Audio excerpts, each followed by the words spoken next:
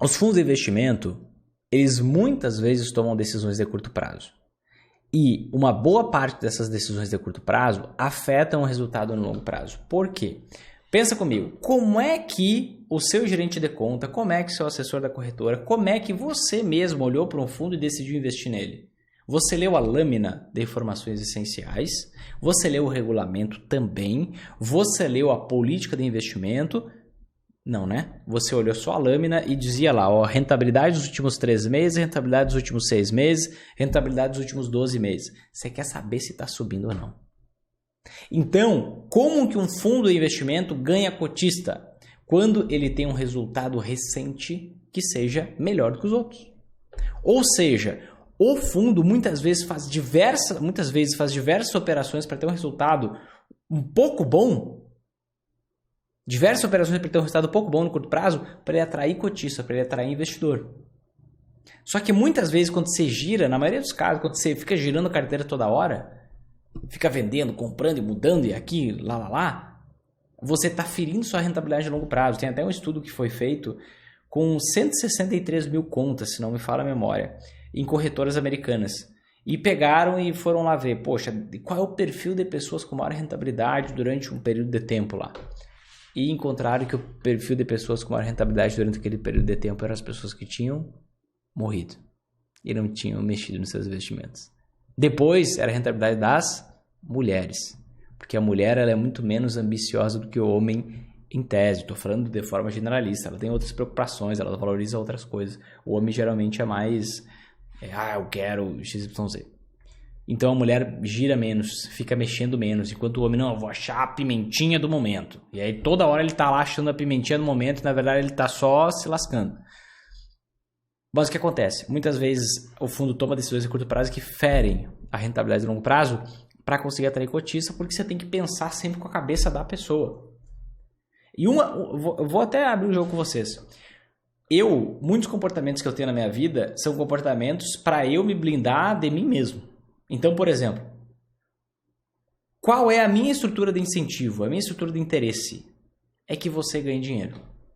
Porque quem entra nas minhas turmas do programa Investidor Sempre em Alta é porque entende o método, porque vê que faz sentido e vê um monte de gente ganhando dinheiro. Então, só meus alunos ganham dinheiro que me favorece.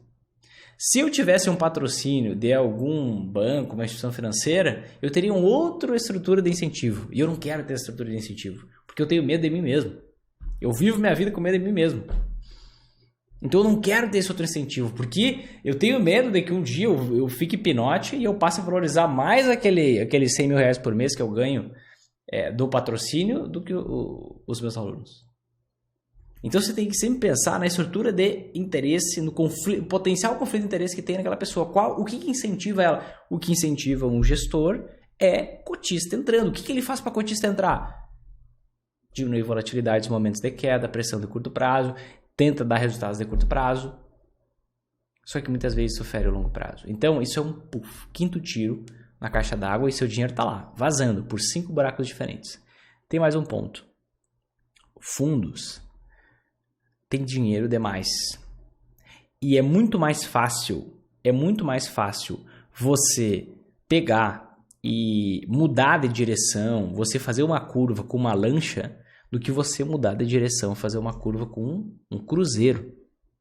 Concorda comigo? Imagina você está no meio do mar, você vê um iceberg, você vê Titanic. E aí? Deu para desviar? Não deu, afundou. Se você tivesse com uma lancha, rapidinho. Então, quando você tem menos dinheiro, e quando eu falo menos dinheiro, podem ser milhões e múltiplos milhões, não tem problema, mas quando você tem menos de 100 milhões, tem menos de bilhão, é muito mais fácil investir. Tanto que o próprio Warren Buffett, o maior investidor do mundo, ele tinha uma média de rentabilidade de 31% ao ano, na época que ele tinha menos dinheiro. E essa média de rentabilidade foi reduzida, foi diminuída à medida que ele chegou nos seus bilhões. Por quê? É mais difícil investir, sabe por quê? Porque a partir daquele momento você só pode investir em empresas grandes. E as empresas que mais valorizam são justamente as empresas pequenas. Só que quando você tem, imagina um fundo que tenha um patrimônio sob gestão de 10 bilhões de reais. E ele tem na política de investimento lá que ele pode investir em 20 ações diferentes. Quanto que ele tem que investir por ação? 500 milhões. Como é que esse fundo vai comprar uma empresa de 1 bilhão? Não tem como ele comprar metade da empresa na bolsa. Se ele quiser comprar metade da empresa na bolsa, a prestação vai disparar, vai perder todo o potencial de rentabilidade. Talvez nem tenha 50% das ações da empresa na bolsa. Às vezes as empresas abrem capital de 10% da empresa, 20% da empresa. Como é que ele vai comprar, por exemplo, uma empresa que vale 5 bilhões? Hoje eu divulguei um vídeo no meu canal no YouTube, mostrei uma que vale 3,8 e outra que vale 4 ponto alguma coisa. Vale 5 bilhões e eu vejo grande potencial nessas duas. Tá num vídeo no meu canal no YouTube, você pode ver depois. Como é que ele vai comprar 10%, 15% das ações da empresa? Não dá. Porque senão ele vai distorcer totalmente o preço. Então, os fundos, muitas vezes, principalmente os fundos de ações, eles são obrigados a continuar investindo e ficar sempre investindo, ao invés de 300 empresas diferentes que a gente tem na Bolsa Brasileira, ele se limita ali, ele tem como investir em 20, 25, 30. Então, ele tem que escolher 20 de 25, ele tem que escolher 20 de 30, 20 de 35. Ele tem muita pouca margem. E quando você olha para esse dado, olha aqui na minha tela. Na minha tela você está vendo na linha azul a comprovação da afirmação que eu te fiz. Na linha azul você vê o índice Bovespa, tá? Que é o índice que calcula a rentabilidade média das ações aqui no Brasil. Se essa linha azul está indo para baixo, significa que as ações estão caindo. Se essa linha está indo para cima, significa que as ações estão subindo.